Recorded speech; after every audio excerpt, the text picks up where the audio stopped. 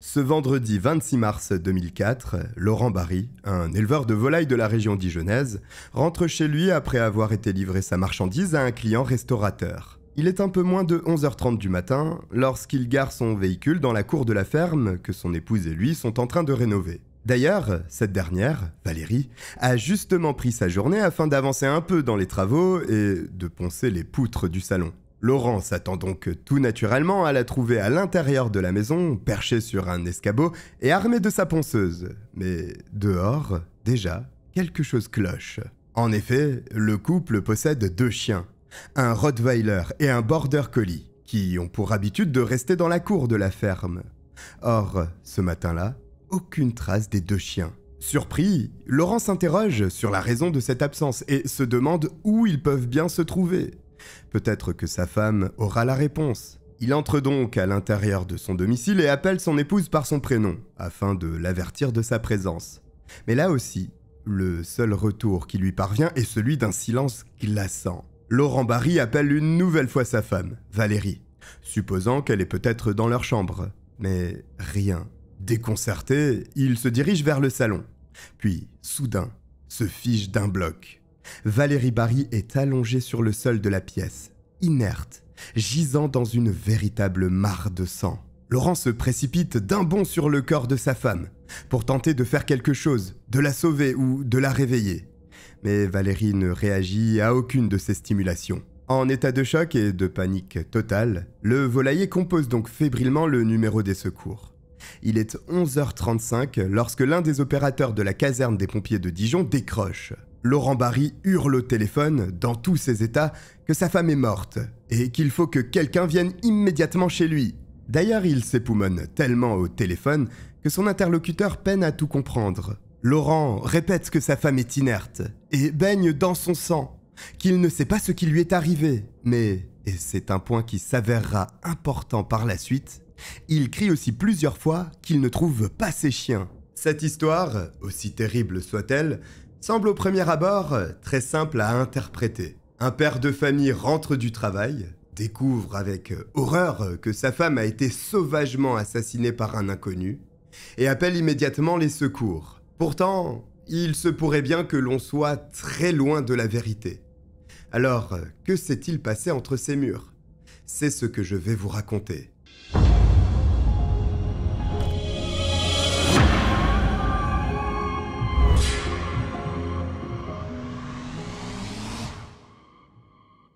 À l'instar de bon nombre de couples, c'est sur leur lieu de travail que Laurent et Valérie se rencontrent pour la toute première fois. Nous sommes alors en 1997. Valérie a 31 ans et exerce en tant qu'aide-soignante dans une clinique de la région.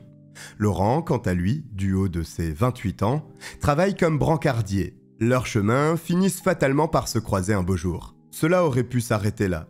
Mais à peine leurs regards se sont-ils croisés que Laurent et Valérie sont tombés sous le charme l'un de l'autre. C'est le coup de foudre, l'amour passionnel et enflammé qui vous tombe dessus au moment où vous vous y attendez le moins. Laurent Barry, fou amoureux de sa belle aide-soignante, commence à déposer régulièrement des fleurs sur le pare-brise de sa voiture, afin qu'elle les trouve lorsqu'elle s'apprête à rentrer chez elle après son service. De l'avis de l'ensemble de leurs collègues, tout le monde rêverait d'une histoire d'amour aussi belle et romantique que celle de ces 2 tourtereaux. Une histoire sans fausse note, qui se conclut en apothéose environ 1 an plus tard, en septembre 1998, lorsque Laurent et Valérie décident d'officialiser leur union en se mariant. Cependant, bien qu'ils soient séparés de leurs conjoints respectifs, et donc totalement libres sur le plan sentimental au moment de leur rencontre, Laurent et Valérie sont déjà tous 2 parents. Ce qui signifie que toute la petite tribu va devoir à présent cohabiter ensemble, relevant par la même occasion de nombreux défis. Car pour les enfants, et d'ailleurs quel que soit leur âge, il n'est jamais évident de trouver sa place au sein d'une famille recomposée. Du jour au lendemain, il faut accepter l'idée de se soumettre à l'autorité d'un nouveau parent, et peut-être même vivre avec de nouveaux frères et sœurs. Malheureusement, parfois, les différences de caractère peuvent rendre la tâche particulièrement ardue. Et c'est justement le cas pour la famille Barry. Malgré les désaccords et les divergences d'opinion, Laurent et Valérie tiennent pourtant le cap pour cette première année de mariage. Ils sont amoureux comme au premier jour. Ils ont même la joie d'accueillir un nouvel enfant dans leur foyer avec la naissance de la petite Laura, 9 mois après leur union devant le maire. À présent au nombre de 6, les Barry aspirent à changer de vie et à se rapprocher de la campagne où ils pourront élever leurs enfants dans un environnement plus calme et plus adapté, car la place vient vite à manquer. C'est ainsi qu'ils dénichent la petite ferme du hameau de l'Anneau. Certes, la bâtisse demande à être rafraîchie, mais le jeune couple n'a pas peur de se lancer dans les travaux. Ils prendront simplement le temps d'avancer petit à petit, histoire de parvenir à concilier leur emploi respectif, leur vie de famille nombreuse et leur installation. Seulement, ce n'est pas simplement pour le calme de la vie à la campagne que les Barry jettent leur dévolu sur la fermette. Pour Laurent, c'est aussi l'occasion parfaite de tenter une reconversion professionnelle dans le domaine de l'agriculture. Et il a déjà une idée précise en tête, celle d'élever des poulets. C'est ainsi que Laurent quitte son emploi de brancardier pour suivre une formation en aviculture. Une fois qualifié, le voilà donc agriculteur à temps plein dans sa petite ferme de l'Anneau, où la nouvelle vie de la famille recomposée semble alors prendre le meilleur des départs. Pourtant, l'emménagement de Laurent, Valérie et leurs enfants à l'Anneau va marquer le point de départ d'une série d'événements qui mèneront tout droit à cette terrible date du 26 mars 2004, lorsque Valérie sera retrouvée dans un horrible bain de sang au milieu de son salon. Mais comment un déménagement en campagne a pu finir en massacre ?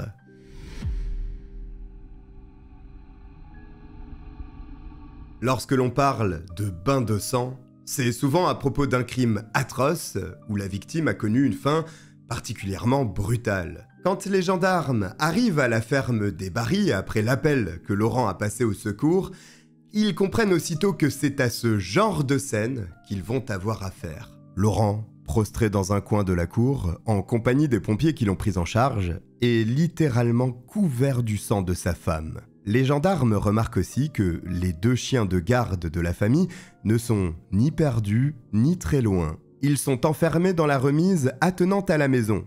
Difficile de rater leurs aboiements tant ils s'acharnent contre la petite porte en bois en hurlant et en grognant. Recroquevillé, visiblement en état de choc, Laurent Barry ne réagit pas.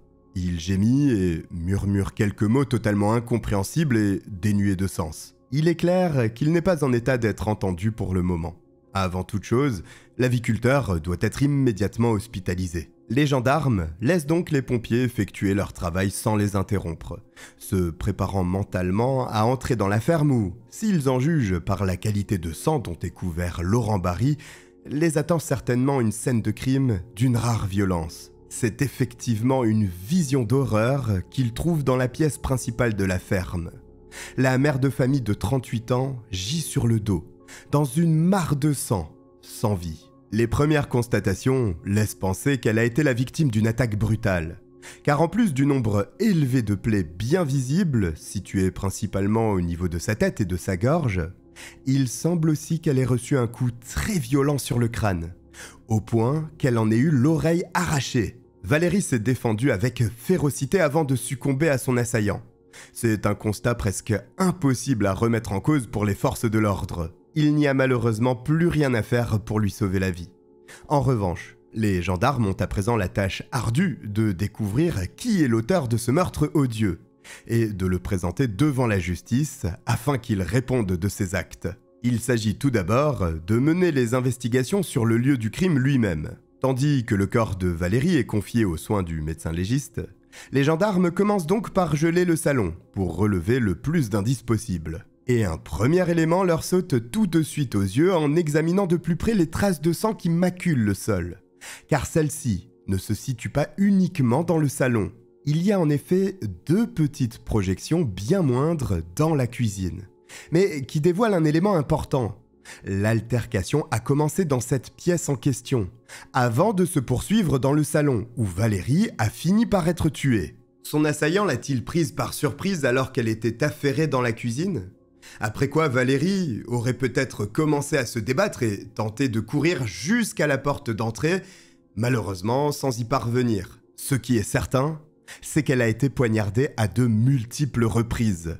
L'arme du crime est d'ailleurs encore sur les lieux. Un énorme couteau de boucher ensanglanté que le tueur a abandonné près du corps. Rapidement, les enquêteurs apprennent qu'il ne s'agit pas de n'importe quel couteau. Il appartient à Laurent Barry, le mari de Valérie qui, souvenez-vous, a passé l'appel au service des secours après avoir découvert le corps sans vie de sa femme dans leur salon. C'est un outil dont il se sert pour l'abattage des poulets. Une arme plutôt impressionnante, dotée d'une lame de 20 cm de long. Il est temps pour les gendarmes d'aller rendre visite à Laurent, qui, pris en charge dans une unité de soutien psychiatrique à l'hôpital, a suffisamment repris ses esprits pour répondre à leurs questions. Et autant dire que des questions, les enquêteurs n'en manquent pas. D'autant que dans ce genre d'affaires, lorsque l'enquête débute, le conjoint fait bien souvent partie de la liste des suspects. En tout cas, il n'en est pas écarté tant qu'il n'a pas été officiellement mis hors de cause. Ce qui, dans le cas de Laurent Barry, ne prendra pas très longtemps. L'aviculteur possède en effet un alibi incontestable pour le meurtre de sa femme. Ce matin-là, comme tous les vendredis, il était en train de livrer ses poulets à un client restaurateur. Encore remué par ce qu'il vient de vivre, ce qui est tout à fait normal, le mari précise même qu'il a édité quelques factures ce matin-là, puis qu'exceptionnellement, il a pris le volant de sa voiture personnelle plutôt que la camionnette qu'il utilise habituellement pour les livraisons. Aux alentours de 9h, Laurent quitte son domicile ainsi que Valérie pour se rendre au restaurant situé à Dijon, à 56 km de chez lui. Après 1h15 de trajet, il arrive enfin au restaurant, qu'il livre comme convenu. Il est alors environ 10h15. Après un petit quart d'heure, le temps de discuter un peu, Laurent reprend le volant pour rentrer chez lui. Sur le chemin, il fait tout de même un arrêt chez un ami garagiste, à qui il a l'habitude de rendre visite tous les vendredis. C'est un petit rituel auquel les deux hommes tiennent particulièrement. Le temps d'un café, ils partagent leur quotidien, se donnent des nouvelles des enfants et discutent de la pluie et du beau temps. C'est en quelque sorte leur petite bulle d'oxygène. Et ce matin-là ne fait pas exception à la règle. Le garagiste en profite même pour les inviter, Valérie et lui, à dîner chez eux quelques jours plus tard. Une invitation qui ne sera tristement jamais honorée. Car à cette heure-ci, selon la déclaration du médecin urgentiste, intervenu en premier sur les lieux du meurtre, Valérie est déjà morte. Il certifie en effet que l'heure de la mort est survenue vers 10h30, au moment où Laurent, si l'on en croit ses dires, se trouve à plus de 50 km de son domicile. En suivant un raisonnement logique, si Laurent Barry n'était pas chez lui au moment du crime, il ne peut donc pas être coupable. Et puis, l'itinéraire est précis, et les témoins au minimum au nombre de 2. Laurent Barry ne les a pas simplement croisés, donc s'il a bien discuté avec le restaurateur puis son ami garagiste, il devrait pouvoir confirmer son alibi sans le moindre doute. Les gendarmes vérifient minutieusement les déclarations de Laurent auprès des témoins, puisqu'il est devenu une personne d'intérêt. Et il s'avère que tout est vrai. Les deux hommes confirment que Laurent leur a bien rendu visite ce matin-là, aux horaires indiqués. Le mari est donc innocenté, sans l'ombre d'un doute. Déjà, l'investigation s'enlise, car aucun indice n'ouvre la moindre perspective. Le couteau de boucher aurait pu donner une nouvelle direction à l'enquête s'il y avait eu des empreintes relevables sur son manche. Or, ce n'est pas le cas. Il n'y a pas d'empreinte, ce qui signifie que l'assassin a porté des gants. Ou alors qu'il a pensé à nettoyer le manche de l'arme après le crime, pour ne pas être identifié. Les enquêteurs se tournent alors vers le médecin légiste qui vient de terminer son rapport. Tout d'abord, aucune trace de violence sexuelle n'est relevée sur le corps de Valérie. En revanche, elle a bien été poignardée. Les blessures laissées par le couteau de boucher sont évidentes. Il y en a 12 au total, situées au niveau du thorax, de la tête et de la gorge. 12 coups de couteau. Cela témoigne d'une rage, mais aussi d'une volonté évidente, celle de donner la mort. Ce n'est pas un accident donc. Et il y a sûrement une dimension personnelle dans ce crime. Mais attention aux apparences. Parce que ce n'est toutefois pas la cause du décès de Valérie, qui a été victime d'un important traumatisme crânien. Et voilà de quoi elle est morte. Sa tête a, semble-t-il, violemment heurté le sol à de multiples reprises. Comme si son agresseur s'était tenu au-dessus d'elle, la tête entre les mains, et qu'il lui avait fracassé le crâne contre le carrelage. Valérie n'avait pas la moindre chance de survivre à ce déchaînement de rage. Un acte témoignant d'une haine loin d'être anodine, et qui pourrait tout à fait coller avec le fait que le meurtrier de Valérie ne lui soit pas inconnu. Oui, Sauf que l'état dans lequel est retrouvée la maison semble pointer vers une toute autre piste. À bien y regarder, la petite ferme des Barry a tout l'air d'avoir été visitée par un cambrioleur. Des tiroirs de commode sont encore ouverts en grand, des bijoux éparpillés sur le lit, des vêtements arrachés des placards et jetés sur le sol. D'ailleurs, Laurent accompagne les gendarmes lors de la perquisition de la ferme le lendemain du crime. Et selon lui, plusieurs choses auraient justement disparu. 100 € en liquide, une montre de la marque Festina lui appartenant, et, plus inhabituel, quelques survêtements. Un carnage de sang-froid pour un butin de 100 € en liquide et une montre de peu de valeur. Cela semble difficile à imaginer. Pourtant, les gendarmes savent qu'un cambriolage peut vite dégénérer si le coupable est surpris par sa victime et qu'une lutte s'ensuit. Et puis, n'importe qui aurait pu prendre le couteau dont se servait Laurent pour égorger ses poulets.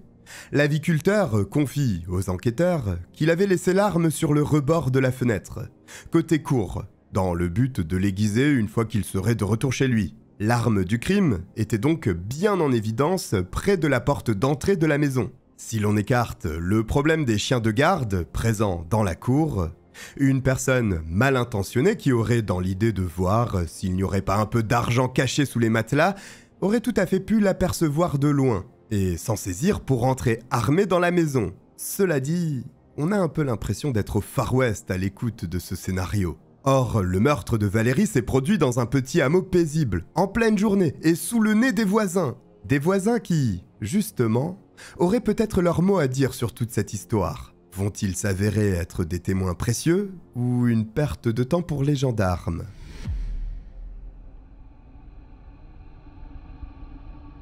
Coïncidence ou non, des événements inhabituels ont en effet eu lieu dans le petit hameau de Lanneau, quelques jours seulement avant le meurtre effroyable de Valérie. Les voisins confirment qu'une sorte de psychose s'était emparée d'eux ces derniers temps, car ils avaient tous commencé à recevoir des appels anonymes. La nuit, un mystérieux inconnu s'amusait à téléphoner aux habitants en murmurant des soupirs et des « je t'aime » avec une voix sinistre. De quoi, effectivement, donner quelques sueurs froides. Sauf si vous aimez ça.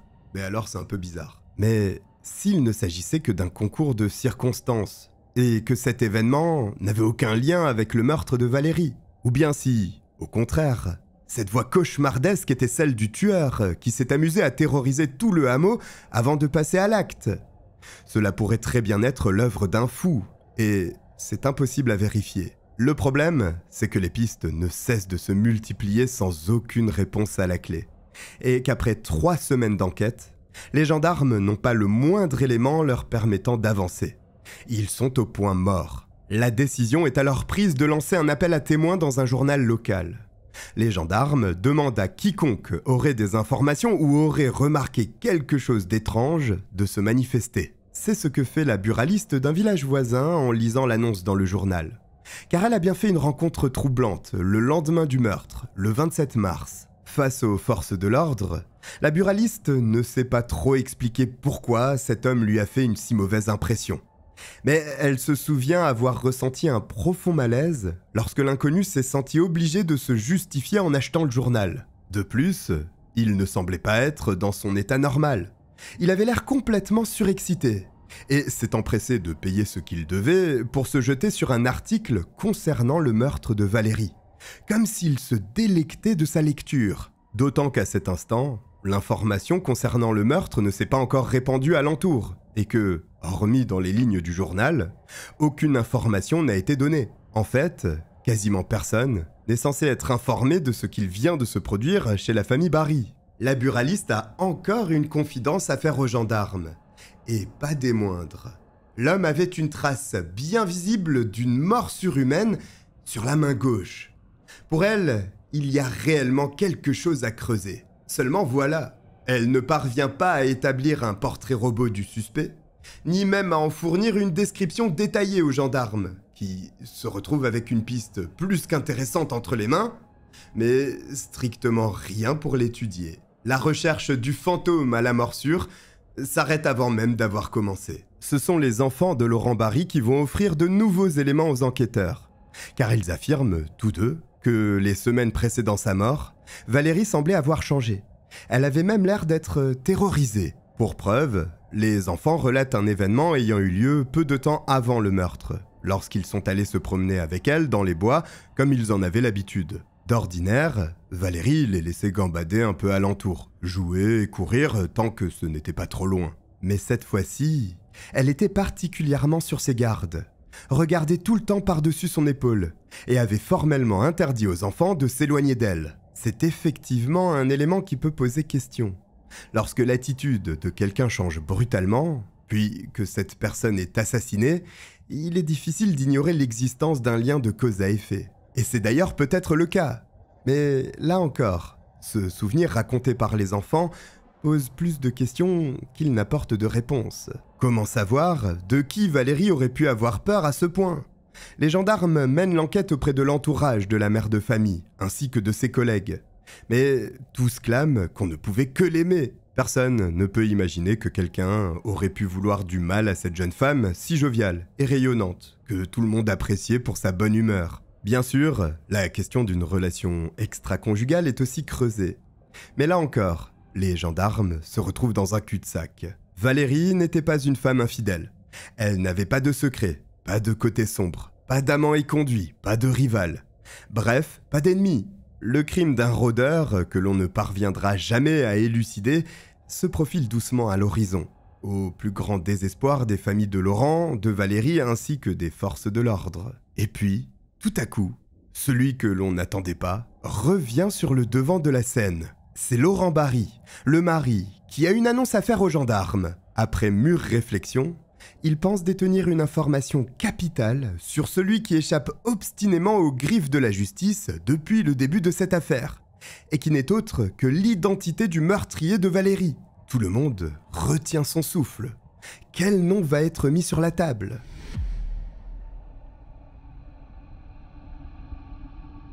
Laurent Barry se souvient en effet que s'il y a une personne qui aurait pu vouloir du mal à sa famille et à lui, c'est son ancien associé, un homme avec qui il avait décidé de monter une affaire pour étendre son activité. Laurent devait se charger de fournir la viande de poulet en quantité suffisante, et son associé devait par la suite en faire des bocaux de préparation artisanale.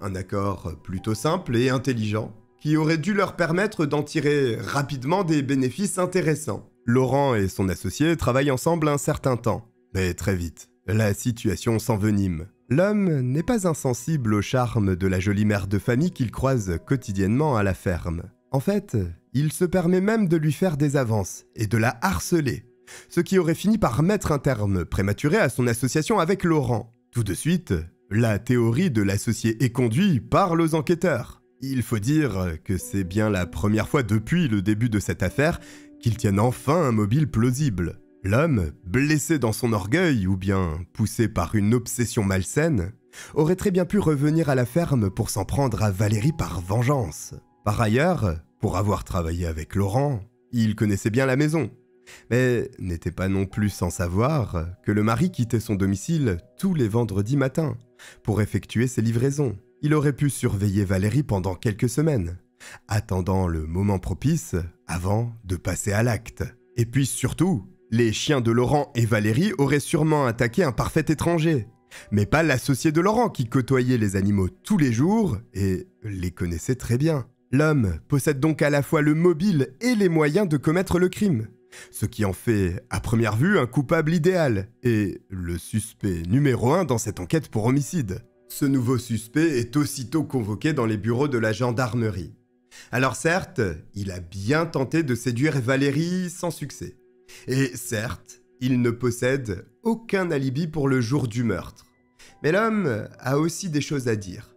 Et elles concernent ni plus ni moins que Laurent Barry, le mari de Valérie. Les gendarmes écoutent avec attention l'ancien associé de Laurent Barry leur expliquer qu'il n'est peut-être pas celui qu'il croit. Pour étayer ses propos, il déclare tout d'abord que Laurent est obsédé par les armes blanches, un goût pour les couteaux qui lui viendrait tout droit de son passé d'ancien militaire. Laurent se serait même vanté d'avoir égorgé plusieurs ennemis pendant ses années de service, et de préférer tuer les humains plutôt que les animaux. Le portrait, que dépeint l'ancien associé de Laurent, surprend les enquêteurs, qui lui découvrent soudain une personnalité bien plus inquiétante. Laurent serait, selon ses dires, un homme capable de faire preuve d'une grande violence et ayant appris à tuer de sang-froid. Mais même si cela s'avérait vrai, cela ne fait pas forcément de lui un meurtrier. En revanche, combiné à un mobile, c'est tout autre chose. Et le mobile du meurtre, c'est justement ce qu'apporte l'ancien associé de Laurent Barry aux enquêteurs. Car selon lui, au moment du meurtre, Laurent et Valérie se trouvaient en réalité au bord de la rupture. Il affirme avoir été lui-même témoin de violentes disputes, précisant que Valérie criait énormément sur les enfants de Laurent et que les tensions auraient été à leur paroxysme quelques jours avant le drame. Pour lui, il est tout à fait possible que Laurent, dans une énième crise de colère, se soit saisi de son couteau de boucher pour tuer Valérie. Ce témoignage inattendu et ces nouvelles informations poussent les gendarmes à réexaminer avec plus de soin la piste du crime conjugal et à fouiller dans la vie de Laurent et Valérie. Ils découvrent qu'au départ, la nouvelle activité professionnelle de Laurent en tant qu'éleveur de volailles démarre très fort, car il gère son exploitation avec sérieux, dévouement, et surtout de A à Z, que ce soit de la naissance à l'abattage des poulets, dont il se charge personnellement. Le père de famille connaît ainsi rapidement un franc succès, notamment auprès de grands restaurateurs de la région, à qui il livre quotidiennement sa viande. Mais en 2003, une vague de sécheresse historique s'abat sur la France et fait des ravages dans les élevages. Celui de Laurent n'y échappe pas. À cause de la chaleur qui n'épargne aucune bête, l'homme perd la quasi-totalité de son cheptel. C'est un énorme coup de massue pour la famille qui, du jour au lendemain, se retrouve à vivre sur le seul petit salaire d'aide-soignante de Valérie, et ce, plusieurs mois d'affilée. L'entreprise de Laurent, autrefois florissante, se retrouve tout à coup au bord de la faillite. Car les factures et les dettes, elles, n'attendent pas. Laurent, se sentant dévalorisé aux yeux de sa femme, a le plus grand mal à assumer l'échec de son entreprise. C'est Valérie qui fait dorénavant bouillir la marmite, tenant à elle seule la famille à bout de bras. De plus, en emménageant dans la ferme de l'Anneau, elle s'est éloignée de son lieu de travail, ce qui induit une fatigue supplémentaire pour la femme qui frôle la crise de nerfs. Ses collègues, à nouveau entendus, confirment qu'elle était épuisée et que des tensions familiales la mettaient à bout. Visiblement, l'entente au sein de cette famille recomposée a beaucoup de mal à se faire. Le fils de Valérie ne s'entend pas du tout avec son beau-père, et elle-même fait preuve de bien moins de patience avec les enfants de Laurent. Bien sûr, cette situation précaire n'a pas été évidente à gérer au sein du foyer, et lorsque les nerfs lâchent, les crises et les disputes se multiplient. Le couple en est arrivé au point où, 3 mois avant le meurtre, Laurent a fini par quitter le domicile pendant 1 semaine, préférant dormir dans sa camionnette malgré les températures extrêmement froides de l'hiver. Valérie, de son côté, confie à sa belle-mère qu'elle a l'intention d'entamer une procédure de divorce et qu'elle compte se mettre à la recherche d'un appartement pour son fils et elle. Quelques semaines avant le drame, la famille est donc sur le point d'imploser, pris à la gorge entre un équilibre financier désastreux et un foyer complètement fracturé. Mais d'une façon surprenante, la famille de Laurent Barry tient un tout autre discours au sujet de la situation du couple. Les enfants du suspect, ainsi que la mère de ce dernier, clament que Laurent et Valérie s'étaient réconciliés au mois de janvier, et que le calme et la paix étaient de retour dans la petite ferme de l'Anneau. D'ailleurs, 1 mois plus tard, le couple se serait même offert un petit week-end en amoureux, à l'occasion de la Saint-Valentin. Pour les gendarmes, il n'est pas évident de trier toutes ces informations, et de démêler le vrai du faux. Car du côté de la famille de Valérie, c'est encore un autre son de cloche. Laurent semble n'avoir jamais été apprécié par sa belle famille. Le père de Valérie confie même qu'il savait depuis le départ que Laurent finirait par s'en prendre à elle. Alors, Laurent Barry est-il le parfait coupable? Ou bien une victime accusée à tort? Et oui, parce qu'il ne faut pas oublier que son alibi pour le matin du meurtre de Valérie est incontestable. Malgré cela, les gendarmes décident d'en faire abstraction et de reprendre toute l'enquête de zéro. Et s'ils étaient passés à côté d'un élément capital?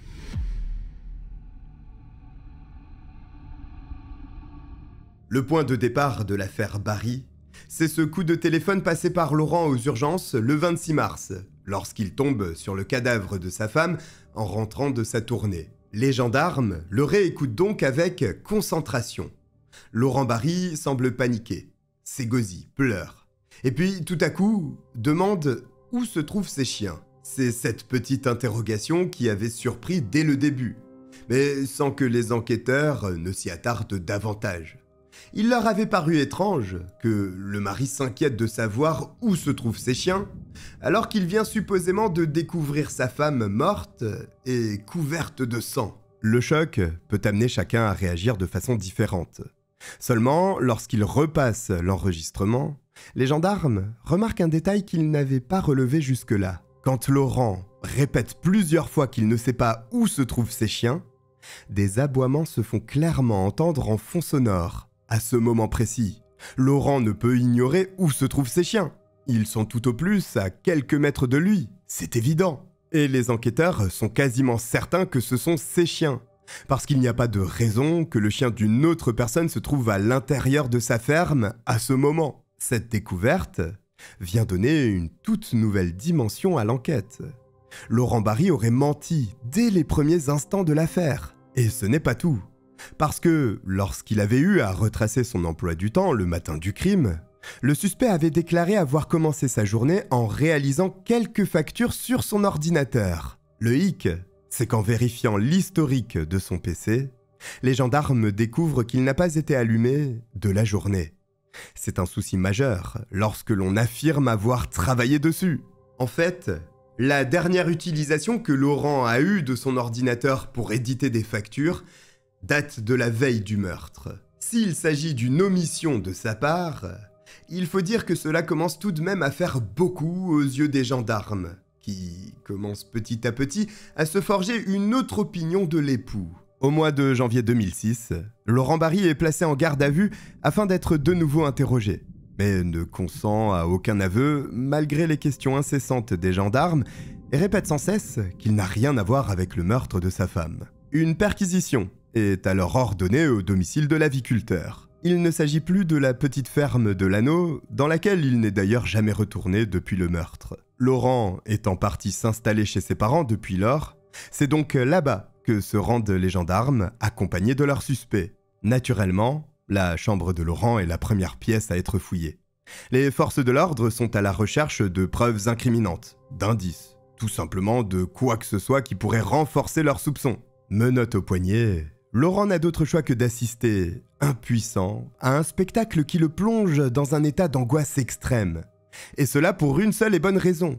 Il a effectivement des choses à cacher. D'ailleurs, les gendarmes viennent de mettre la main sur son secret. Il s'agit de la fameuse montre Festina que Laurent avait déclarée volée le lendemain du meurtre de Valérie. En réalité, depuis tout ce temps, c'est lui qui était en possession de l'objet. Face à ces mensonges à répétition, Laurent Barry le sait.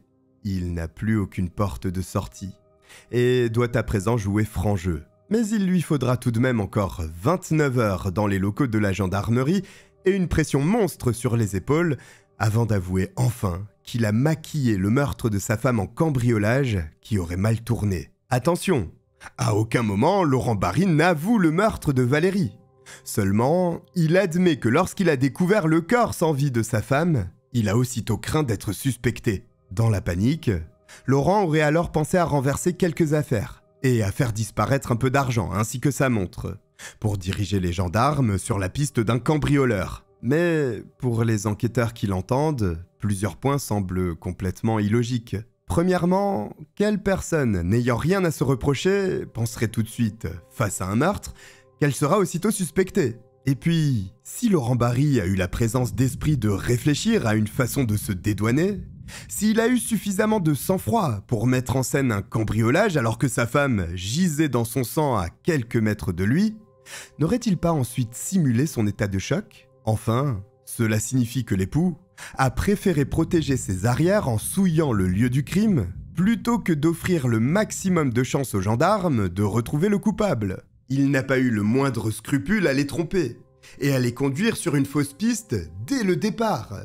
Ce qui a probablement coûté un temps précieux aux forces de l'ordre qui cherchaient elle, le véritable assassin de Valérie. Quel genre de mari tente de détourner l'attention des gendarmes au lieu de les aider à trouver le meurtrier de sa femme? Les enquêteurs n'oublient pas non plus de mentionner les chiens. Et à nouveau, Laurent Barry baisse les yeux. C'est bien lui qui les a enfermés dans la remise ce matin-là, avant de partir pour Dijon. Car Valérie se serait plainte de les entendre aboyer. Ce qui est certain, donc, c'est que lorsqu'il se trouve au téléphone avec les secours, et qu'il se plaint à plusieurs reprises de ne pas savoir où se trouvent ses chiens, Laurent Barry joue la comédie. Il admet aussi, peut-être pour convaincre ses auditeurs de sa bonne foi, que Valérie et lui ont eu une violente dispute à propos du ponçage des poutres du salon ce matin-là.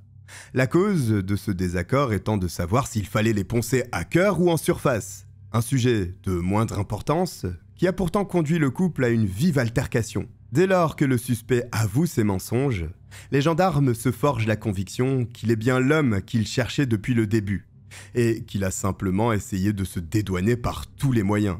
Selon eux, les tensions familiales et la situation financière catastrophique du couple auraient fini par provoquer la dispute de trop.